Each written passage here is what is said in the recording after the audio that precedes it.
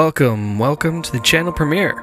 I'm Earl, and this is a guitar that I made for my good pal Joe. I wanted to take you on a bit of a janky step-by-step on how I made this thing. But back in 2022, I took a survey on Instagram, and he had voted that he liked the styling of this one the most.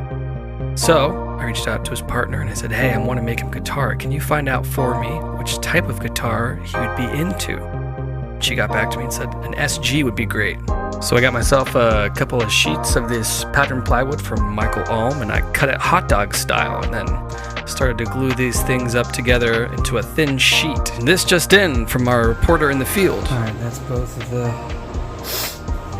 last bits. Seam right here in the middle. Back together as best I could. You got the sniffles there, buddy? So thin. Excuse my Nigel Thornberrying there. My nose is crap and it doesn't like wood. Anyway, obviously the biggest concern here was making sure that the pattern was as consistent as possible across each seam. There are imperfections, but they will almost all be in places where there will be cavities or hardware. And this is what we're starting with. It's a kit from Solo Guitars. And I wanted to do this in a way that was as unstressful as possible. This is gonna be wild. Great master plan. And so close! Not quite. Just barely didn't make the cut. By about less than a half inch or so. The height. Width, whatever. And so this is what I've been reduced to. Oh yeah. 2 hours later. Holy crap. Holy crap. We did it. Holy halibut, Batman. Holy crap. Off camera, you're missing me work the entire body with a router sled to make sure that the cut on the body was clean and give me that mating edge that I wanted all the way around the body. I want it to be tight. Here, my sausages are giving you an idea of where some problem points may be, but they're not going to be a problem for long, I don't think. So here, I'm going to go ahead and do a little wiggle to get it just right. I tell you what, man, if you get this right, this thing will sing. And I really love and appreciate these kind of moments where what was in my head starts to become a bit more tangible. Hello, dopamine. And here is a little preview of what happened after a meeting with the bandsaw. You can see a lot of the meat left around the edges. Having worked this stuff before, I know that every place there is a seam in that plywood. Like every lamination is a potential failure point when I'm shaping those edges. So here I routed out this shape at the control cavity because I wanted to give some more strength to that thin top. I didn't want it to be poked through if you hit it. And I'm sure it's not going to come back to bite me in the ass. He does have the eye of the tiger. Are you sure about that? Hey, now it's time to party boy these two hunks of wood together with an army of clamps. Hey, shout out to clamps. I had seen on Pinterest this sort of thing where you take an album of vinyl and you make a pickguard out of it, and Joe's favorite album was from The National. So here I am, starting to plan that out. It's starting to get a kind of look at what it's going to be like and getting really excited, to be honest. At this point, I was scoring up with my fight against the pickup cavities. Every single lamination, again, is begging to crumble with every chisel strike, so I spent a lot of time working those edges and the edges around the outside of the body to make sure that nothing failed. Of course they did, and a little bit of, glue and persuasion and some sanding and, can go a long way to helping correct some of that stuff. I used a lot of barrel sanding with a drill, free sanding with some sandpaper. Those sharp edges really wanted to fight me, but in the end, I think I got it all pretty well taken care of. Pretty pleased with it at this point. And eventually, once the neck is actually in that pocket, there's virtually no chance that they're gonna break off.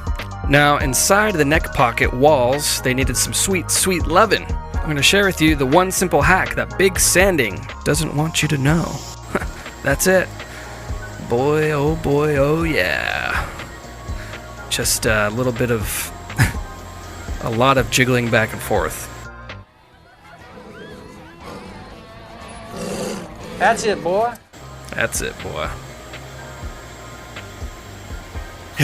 So you're going to see me do this for a while. No, you're not. I'm going to cut most of it out for you.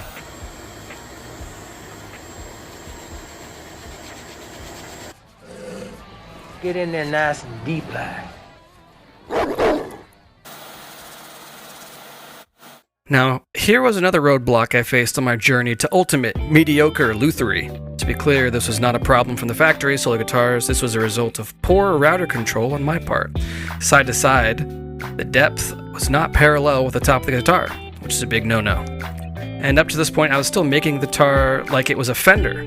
It wasn't until later that I realized that I also needed to have about a 4-degree angle in this pocket to make sure that the action on this guitar wasn't celebrating Earth Day perpetually. Like it would have if I had left the neck like this. Pretty much it's a dead flat neck. Get an idea. And what I ended up doing was scraping with my fingernails, sandpaper and chisels, and working that material out. By the way, that is my best impression of Hank Hill back there. Now, the reason why you need the neck to be backwards facing degree like that is because of the saddle and the bridge being elevated off the face of the guitar. So, Many unbearable hours later. I'm here. It took a long time to get those cavity pockets routed, and also to get the neck to be the neck pocket where it's supposed to be. And shocker, my number one real goal with this guitar is that I wanted it to be playable in at least an average electric guitar sort of way, and to, kind of look good doing it. And in this clip, you kind of see me start to get everything sanded, get an idea of what it'll all look like once, I get to the finishing stage, and then I move straight on to showing off that mating joint. Love me that. It's nice and consistent, but I'm also going to fail miserably here Some light or something. at finding the glancing light to highlight the subtle body contours on this thing. And I struggle with this I'm not a videographer, guys. I'm not even really a YouTuber. I was just doing this for Joe, to document it for fun. Oh yeah, nice blurry. Yeah, great. Oh, here we go. There's a little bit. I'm getting the idea. There we go. Oh, yeah. There we go. Ugh. Why did I say it like that? Please, no one clip that. Anyway, starting some of the finishing process in this part. Wow, can you stop sniffing like that, bud? Thanks. Did a bunch of rounds of pour fill with some 2-part epoxy and sanding in between them. Really showing off my versatility here, turning the flash on while taking a video. Holy smokes. Pay this guy extra, huh? Up here in a second is really, I think, probably the best shot in this whole video. You can really see in that glancing light the kind of matte satin finish I was looking for. There's a little glossy spot that you'll see up there. But all of that gets knocked down throughout, the process. Oh yeah. That pour fill is essential because you're just pouring all this stuff into open grain. But really, you can see it gets nice and flat with that epoxy.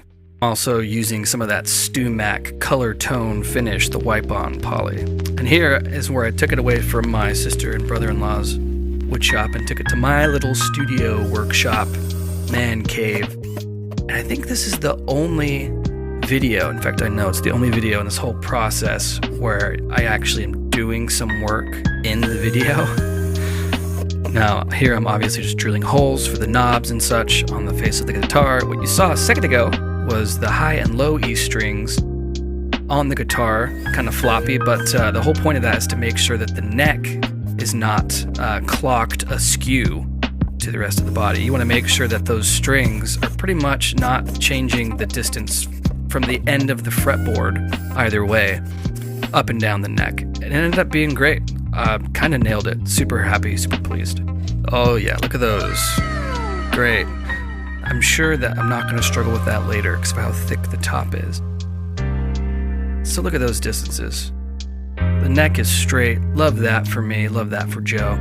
Pretty much for the rest of this video, it's me just kind of getting all the little finishing touches, the things that aren't fun to film, aren't really cool to take progress of, and I struggled a lot. I struggled with getting the pickguard to fit right. I struggled obviously there with getting the shafts of the pots to fit through and get purchased on the top side of the guitar. And here you can hear my poor little 2015 MacBook Pro absolutely running its heart out, sprinting. Struggling, man. She's hanging on for dear life. Get me a GoFundMe for something that can actually handle this stuff. So here in a second, I'm going to turn it over to Joe. Joe is kind enough from 1,900 miles away to record some video like this of the guitar for me because I'm dumb and I didn't do any of that. Also, I was on a pretty strict time crunch here, but he's going to play a couple of his favorite licks and tunes, give you an idea of kind of what it sounds like.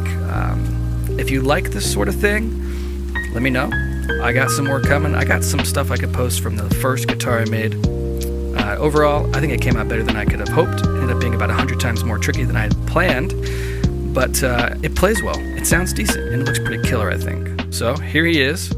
Love you, brother. Appreciate it, and hope everyone who decided to click on this video has a great day. All right, hit like and subscribe and stuff. Love you, bye.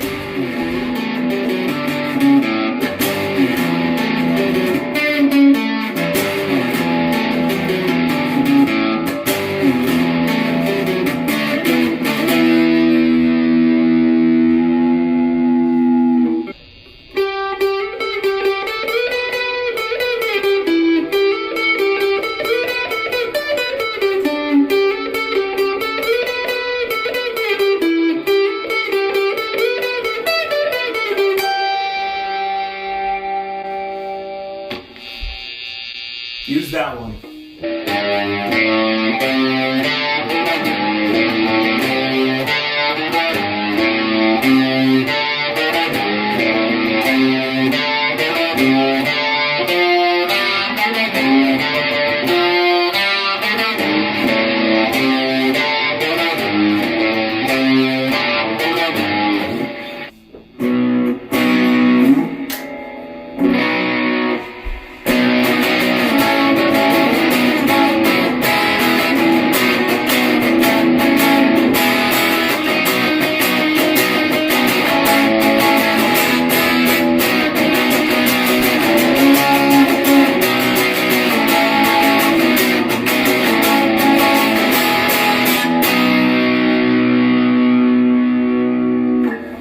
If you made it this far, I really do appreciate you. Take care of each other. Thanks for watching. Thanks for sticking around. I got a Strat style I'm going to make a video on sometime soon. But otherwise, you guys have a good day. Have a good year. And see you next year.